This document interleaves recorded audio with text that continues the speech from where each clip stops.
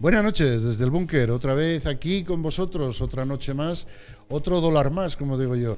Vamos a conocer hoy personas y situaciones que nos van a hacer pensar, pero antes de nada, siempre antes de nada, cabecera.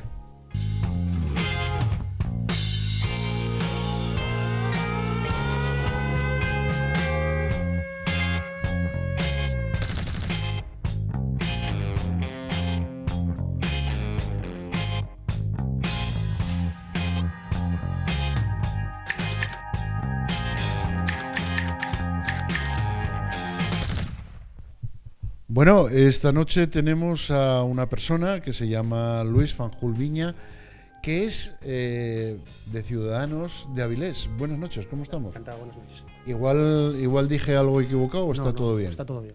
Está todo bien. Y Sí. que una vez que llegues abuelo, compañero... Ya, los años no perdonan a ninguno. No perdonen. No. Y los feos y los nietos tampoco. Eso es peor. Oye, cuando alguien dice, pues Luis Fanjul Viña, dime, ¿quién es Luis Fanjul Viña? ¿Cómo te clasificas? Es una persona muy normal, de 49 años, nacido en Avilés, el quinto de 6 hermanos, economista, padre de familia, con 2 niños, 14 y 5 años. Hay mucha diferencia. Sí. Época adolescente y pequeña, ya sabes, tengo lo mejor de cada casa. Sí, Una que tengo para dar y tomar. Y nada, funcionario. Bien. Trabajé primero en la empresa privada, empresas familiares, y luego... ¿Pero dónde estudiaste? No me vayas Yo estudié, con un año, mi familia, mi padre tenía negocios en Santa Cruz de Tenerife y con un año me desplacé a Santa Cruz de Tenerife. Y allí vivimos hasta que yo tuve 11 años, en el que mis padres se separaron. Santa Cruz de Tenerife. Y ahora te contaré una anécdota, que es... Te la contaré. Bueno, volvimos cuando yo tenía 11 años, estudié en el Colegio San Fernando de Avilés, luego estudié Económicas, posteriormente de estudiar Económicas estuve un par de años trabajando en Madrid. Hice un máster allí de mercados financieros. Por aquel tiempo la familia tuvo una gran brillante idea, mi padre, que era cuando se liberalizaba el cambio de moneda, Sí. y para entrar en el euro, y entonces empezamos a licitar para poner oficinas de cambio en diferentes aeropuertos y conseguimos casi estar en 14 aeropuertos en España, Palma de Mallorca, Menorca. Eso es bueno. Sí, no, íbamos muy bien. Salvo Málaga, Santa Cruz de Tenerife, Las Palmas, Ibiza y Sevilla. Y la empresa fue muy bien, bueno, con los avatares propios de ser una empresa familiar, Sí, ya claro. sabes. Pero bueno, llegó el euro y se acabó lo que se daba. Eso para todas las oficinas de cambio pues fue un golpe duro, porque tú ten en cuenta que, por ejemplo, en Mallorca casi el 65% de lo que se cambiaba era marcos. Sí, Eran claro. Marcos y... Alemanes a tope. Claro. Entonces, una vez que viene el euro, ¿qué te quedan? Dólares, la libra y el yen japonés y poco más. Con eso era difícil ya mantener la estructura. Entonces, se acaba la empresa familiar. Yo también había puesto una empresa de productos asturianos en el aeropuerto de Asturias, que también fue muy bien. Pero bueno, a los 4 años se terminó. Aparte ya hicieron la obra de arriba del aeropuerto, que eso ya hacía que la gente no estuviera tanto en la terminal de abajo, sino en la zona aire. Claro. Pasa el control, además ya vino todo el tema de las Torres Gemelas y los controles fueron mucho más intensos, con lo cual se pasaba mucho tiempo la gente en las colas, ya gastaba menos. Pero bueno, en ese tema se terminó el contrato con el aeropuerto, con lo cual yo bien. Y en ese momento pues te quedas en el paro. Acababa de casarme, tenía una niña de 6 meses y no sabes muy bien qué hacer. Tampoco quería ya moverme mucho más, porque ya te digo, hemos movido por muchos aeropuertos, muchas zonas de España. Y en un momento determinado mi mujer me dice, bueno, tú sabes estudiar. Me puse a estudiar, saqué una posición, quedando el primero para funcionario interino del Ayuntamiento de Avilés. Allí estuve 6 años, que no salieron más plazas, porque también vino la crisis, se paró todo el tema de convocatorias. Estando en el 2010 se convoca una plaza para el Ayuntamiento de Castrillón, me presento, la saco, estoy 2 años en el Ayuntamiento de Castrillón, tanto en Avilés como en Castrillón trabajé en el Departamento de Intervención, y a los 2 años sale un concurso para ser funcionario Era un concurso de traslados de la Sindicatura de Cuentas. Y es lo que llevo allí desde hace 3 años, estoy en la Sindicatura de Cuentas. Y desde hace 1 año y medio estoy afiliado a Ciudadanos en Avilés. Y lo que te quería contar de la anécdota... Cuéntame. Pues, joder, que sorprendió muchísimo. Hace cosa de 3 días recibo una llamada a la sindicatura y me dicen, soy Vicente. Y yo digo, ¿qué Vicente? Dice, un compañero tuyo que estudió contigo en el hispano-inglés de Santa Cruz de Tenerife. No. Me había ido cuando yo tenía 10 años. 10 años. Y me empezó a decir nombres y me venían a la mente... Lo que hace el Facebook. Me encontró por internet de la sindicatura. Claro. Pero me venía a la mente... Oye, que quieren hacer una cena el día 6. Que va en Manuel. Y entonces a mí me venía en mente de un chiquillo. Sí, un guaje. Yo no sé cómo se llama ahora. Que va Rafael. Y me viene un guaje. Y luego me mandó fotos y tal. Y estaba fotos yo con todo tal. Y claro, en la medida que te van recordando, empiezas a recordar situaciones. Oye, tú eras como llaman allí a los godos. Yo era muy peninsular, sí. Porque a mí claro, mi familia es toda asturiana. Vivíamos además con mi abuelo, que era ababable. Y claro, tú eres el más godo de allí y tal. Digo, sí. No, tú tienes que decir de godos nada. No, ahora ya no creo celtas. Sí, celtas. Y joder, fue una sorpresa de que gente después de 40 años se acordara de ti. Entonces empiezas a recordar anécdotas, pero claro, que tenías 8 o 9 años, ¿eh? Y estoy intentando a ver si voy a ir ya que se molestaron en localizarme, a ver si voy el día 6 hasta Santa Cruz de Tenerife. Y hay que dar un saltín. Hay que volver a los orígenes. Sí. En aquella época... Eso además es una época difícil porque refuerza. Yo era feliz. Y fíjate tú, en el año 77 mis padres se separan. ¿Cuánta gente en el año 67? Ahora es lo más natural, pero ¿cuántos matrimonios en aquel año se separaban? ¿Cuántas mujeres estarían en casa pasándolo mal? Y callando la boca. Bueno, en este caso se separaron. Era una cosa completamente fuera de lo normal en aquella sociedad. Mi madre no lo tuvo que pasar bien, no lo pasó bien, porque claro, quédate con 39 años y 6 hijos. Y bueno, y ahora me da la oportunidad de volver a recuperar aquella época. Pues mira, a lo mejor hiciste ahí un espacio en blanco. Sí, yo creo que yo creo que el destino es por algo, no hay nada casual. Te diría, de paso que vas por Tenerife, pasa por Las Palmas y saluda a mi hija que está viviendo allí. Sí, allí tiene un clima... Estamos hablando de otro mundo, sí. De otro paralelo, sí. Cerca de los trópicos. Dicen que es aburrida la isla, que cansas, pero hay que reconocer que teniendo en cuenta que el clima que tienen... Yo estuve 8 años viviendo en Las Palmas. Las Palmas es más ciudad que Tenerife.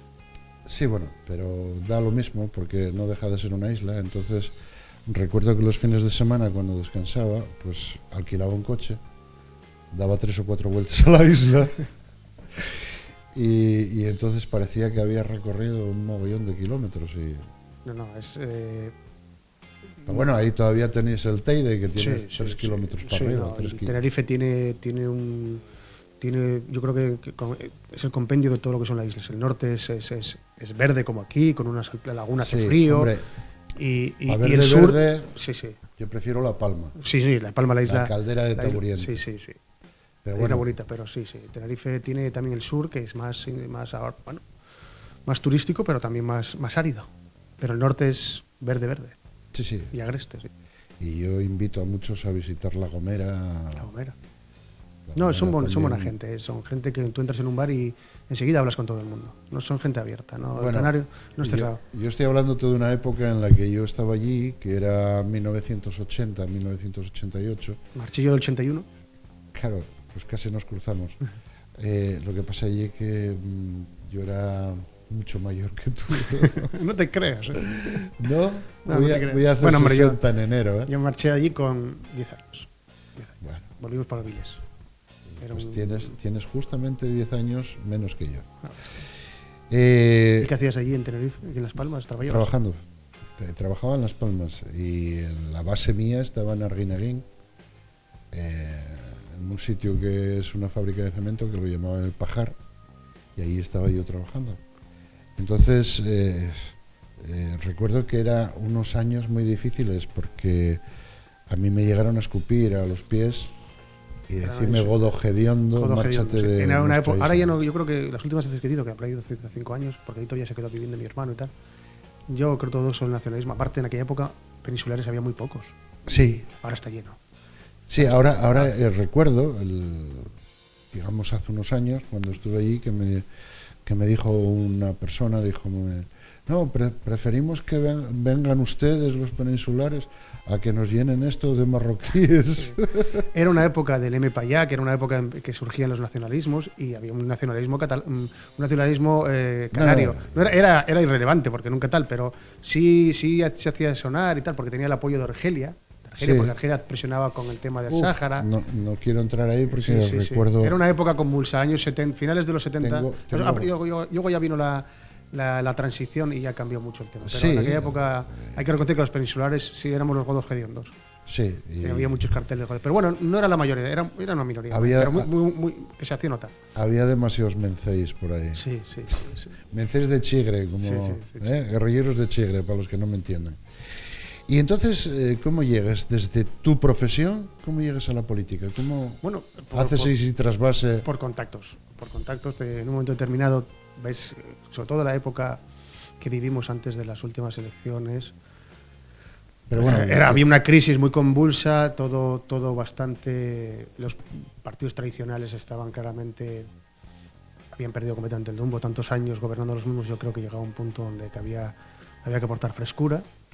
Y por contacto se me ofrece cierta afinidad ideológica con Ciudadanos y pues cuando me afilio, ¿no?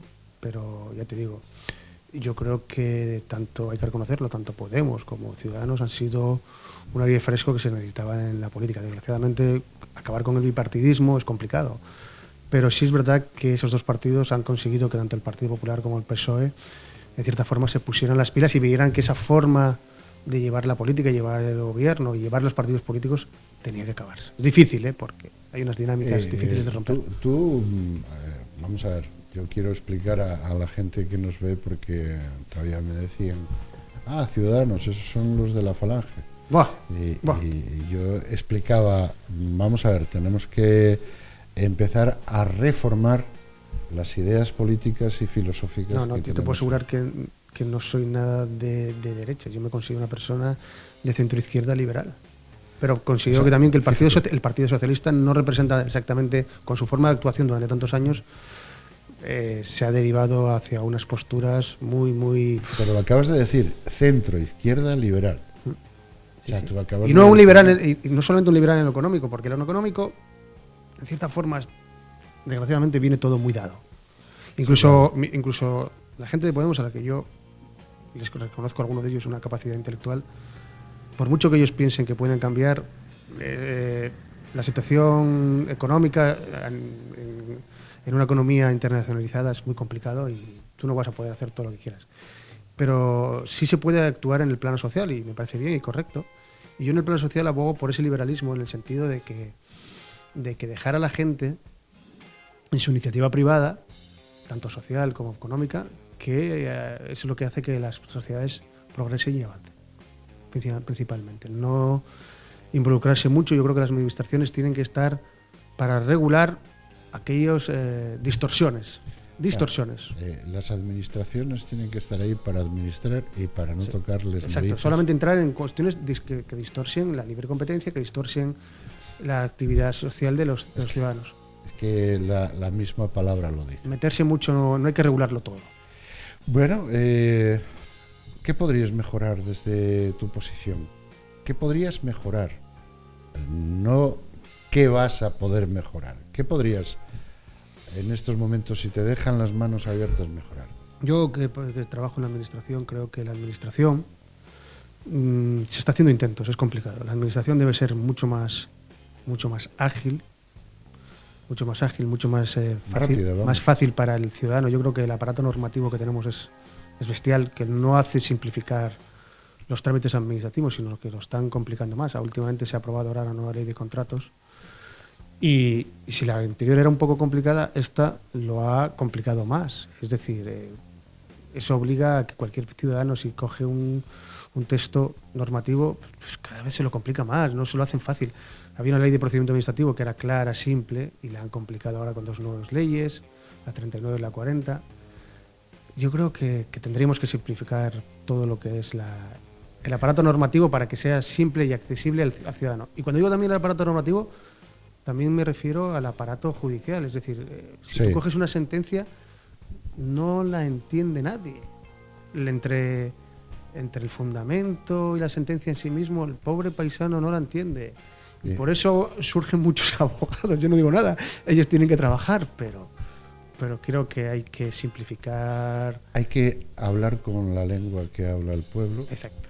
Para que lo entienda. Exacto. Que el pueblo no es tonto, que la gente entiende, estamos cada vez más formada, pero aún así yo creo que les complicamos la vida. Y luego una administración más flexible. A veces se peca mucho de ir por el libro. Y las circunstancias no son iguales para todas las personas. Pero bueno, eso ya supongo que y luego sí hay que tener funcionarios, pero a lo mejor hay que buscar la eficiencia. No se trata de tener 10, sino 7 que trabajen de acuerdo de una forma eficiente. Es complicado, ¿eh? Es complicado porque hay unas dinámicas, porque, bueno... ¿Piensas que en la administración debería haber, digamos, menos interrupción de los políticos dentro de la administración, más dejar que sean los administradores los que puedan llevar adelante? Cada vez se intenta, que debería intentarse que en las reformas de la administración se habla con la administración electrónica, que esté más accesible a los ciudadanos. Eso se está consiguiendo. Y la intervención del político en la administración no es tanto en sus relaciones con el ciudadano como la administración, cómo ordena y coordina la administración por dentro. El político y los funcionarios reparten prebendas a sus funcionarios de cierto nivel pero bueno, y bueno, yo creo que se está cada vez consiguiendo poner cota a esa actividad discrecional del político, pero todavía cuesta. Yo creo eso que de ofrecer prebendas, sí, eso suena... Prebendas quiero decir que... Suena a la Gürtel. No, hombre, no prebendas de ese tipo. Me refiero a que si eres un funcionario que estás en Grupo A, que estás ahí, pues te interesa llevar bien con el político y al político le interesa llevarte bien contigo porque tú no le paras muchos expedientes y eso también crea una cierta dependencia. Sí. Tiene una cierta dependencia, ¿no? Una simbiosis. Exacto. Yo te doy y tú me das. Es un acuerdo tácito. Pero bueno, eso se da en ciertos funcionarios de nivel, los de base, trabajan un poco más. Como siempre. Y funcionarios hay muchos, los médicos son funcionarios, los policías son funcionarios, hay muchos tipos, bueno, los profesores son funcionarios. Hay funcionarios de a pie y después funcionarios de altura. Sí. Entonces, cuando la gente dice, los funcionarios ganan mucho y tal cual, no, yo he visto gente muy válida, con mucha formación, que trabaja mucho, y luego hay otros servicios en los que sobran gente. Entonces es un problema de organización, de la eficiencia y saber dónde hay que implementar más recursos. Una pregunta que te tengo que hacer es, ¿reforma de la Constitución? Depende para qué. Si es para acomodar ciertos privilegios, no estoy a favor. Si es ¿A para, quién? ¿Privilegios? Claro, a ciertos nacionalismos o a ciertas élites, no estoy de acuerdo. Si es para hacer una Constitución que recoja más derechos sociales hacia el ciudadano, me parece correcta. Si es para una sociedad que empieza a recoger los cambios que hablábamos ahora, por ejemplo, no es lógico que siga habiendo primogenitura de la jefatura de Estado para el hombre, eso no tiene sentido. Que se acoten muy bien las competencias de la comunidad autónoma, que la administración local tenga su ámbito bien definido, que no está bien definido en la Constitución, y se reconozcan ciertos derechos sociales que la propia sociedad en esta dinámica de estos años ha ido consiguiendo, pues sí. Si es para que ciertas élites o ciertos grupos de poder consoliden privilegios, ¿no? Lógicamente. Pero bueno, lógicamente, cuando estamos hablando de la Constitución, estamos hablando de algo que tiende a unir a los españoles y no a separarlos en grupúsculos. Claro. O al menos así lo entiendo yo. O así me lo hicieron entender a mí. Esta es una Constitución muy abierta, que se ha dejado muchas normas al reglamento orgánico, ¿no? Pero no se ha desarrollado. Pero hay que hacer alguna reforma, lo que no se puede Sí. Yo creo que hay que reformar conceptos, pero no una reforma llevamos 41 complicada, años. Tediosa, que haga porque esta Constitución lo bueno que tiene es una Constitución asequible, es entendible. Sí. Y no me gustaría una Constitución pues eso, muy muy reglamentada, muy reglamentada, muy que todo esté regulado, ¿no?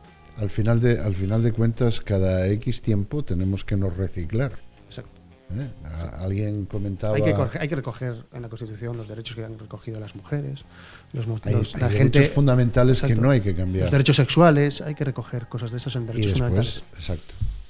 Sí, sí. Pero bueno, de carácter casi social. Económico, bueno, pues seguir en la actividad de la actividad social, porque yo creo que en los últimos años, dentro que ha sido una pena por la crisis, se ha parado, pero muchos derechos sociales y de servicios sociales se han reconocido. Yo voy a hacerte una pregunta, soy muy preguntón, siempre lo digo.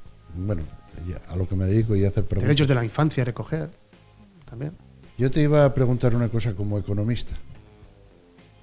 La crisis, por lo visto, está pasando. Y cuando pongo comillas, la crisis está pasando. Alguien habla por ahí de una burbuja inmobiliaria que viene todavía más grande. Estoy ahí como el tsunami de Fukushima, que todavía hay mayor la segunda ola que viene detrás. No lo creo. No, yo lo que creo... ¿Por qué meten miedo? No, yo no lo creo. La gente escarmentó. No lo creo. Sigue habiendo muchos pisos vacíos y es verdad que los rendimientos del capital ahora mismo en las finanzas son muy escasos. Las bolsas no suben, los bancos no te dan nada por tus activos, por tus depósitos. Posiblemente la gente que tiene unos ahorros vuelva a lo que es el capital físico, a lo que es el inmobiliario. Pero lo hace ya con otra perspectiva. Quien piense que por comprar un piso se va a hacer de oro, no. Simplemente, como mucho, cubrirá los costes y un poco más. Y la gente ya escarmentó, sabe que puede venir y que le pille el toro. Yo, difícilmente esa gente que quiere sacar un rendimiento a un capital ahora, pues hay que volver a apostar por las nuevas formas de actividad económica, como son el crowdfunding, el invertir en aquellas empresas que tengan futuro, en invertir en nuevas en I+D, en invertir en aquellas cosas que sabes que a futuro va a ser necesario. Y ahí se están haciendo cosas y yo creo que se tiene que seguir regulando. Pero claro, chocas con las fintech, que son nuevas formas de relacionarse financieramente, pero chocas con una estructura de los bancos, que hay muchos bancos que están como el BBVA y otros que se están transformando, pero va a llevar un tiempo. La estructura financiera que tenemos actualmente va a cambiar. Esas tantas oficinas que te relacionas con el cajero, pero eso cambia. Ahora tienes que... ¿O para mejor? Diferente. Tú ahora puedes entrar ahora hay plataformas en internet por el cual se abre como una especie de crowdfunding que tú puedes aportar 1.000, 2.000, lo que quieras a una empresa que te dice que tienen una idea sobre, por ejemplo, el tema sanitario o tema la economía colaborativa. Tú aportas por ello, te dan te reconocen que en ese crowdfunding tienes X dinero y si la empresa va bien te lo remuneran, pero ya no estás entrando por los canales habituales del financiero, ir a la bolsa, ser accionista, que seguirán existiendo, pero ya es directamente tú, por medio de Internet, el que aportas dinero y está regulado por el gobierno, cuánto aportas y tal, a esas plataformas. Y cada vez va a ir a más, ¿eh? Hombre, en cambio, el dinero físico con el tiempo va a ir casi desapareciendo. Bueno, son transformaciones. El dinero físico casi desapareció con el plastic money. Sí, pero bueno, la gente mayor sigue necesitándola y tal. Me siento joven porque todavía uso la tarjeta. No sé lo que afectará al dinero negro. Tendrá que por una parte tendrá que florecer. ¿Hay dinero negro? Pues claro que hay dinero negro. Algunos economistas decían que era necesario para que la economía funcione. Yo no lo creo. Es mentira. Yo creo que es mentira. El dinero negro simplemente son gente que no quiere tributar y prestar su colaboración al resto de la sociedad. O incluso que hay que hacer contratos de otra forma para poder hacer que ese dinero negro se blanquee siendo un contrato de verdad y no un contrato de basura. No, hombre, yo estoy convencido de que la gente que tiene dinero también le interesa que la sociedad vaya bien. No creo que sean egoístas al 100%, no son tontos y saben que la conflictividad social no les debe interesar. Sí, pero bueno, estamos hablando de a unas alturas económicas. Ya. Todo está muy decidido en ese aspecto. Luis, están diciéndome desde la otra banda, están diciéndome 4, 3, 2, está acabándosenos el tiempo. Perfecto. Yo estoy encantado de que hayas acercado hasta el búnker esta noche y que hayamos tenido esta charla, porque así conocemos al paisano y después conocemos al partido, y como digo yo, conociendo al paisano. Los partidos no son diferentes de la sociedad, hay de todo. Hay de todo. Ahí estamos. Hay de todo, el problema es la línea que cogen los partidos, pero hay de todo. Pero bueno, yo conociendo a un conductor, sé a dónde me lleva el alza. Vale. Muchas gracias, Luis, por estar esta noche aquí. Igualmente. Y, ha sido un placer, y nada, espero que vaya en una línea favorable para que puedas hacer realidad esos sueños. A ver si es posible. Gracias. Seguro que sí. Bueno, compañeros, lo dicho, otro día más, mejor imposible, dormir y descansar, porque mañana toca para muchos trabajar. Nos vamos. Mañana más, imposible mejor. Adiós.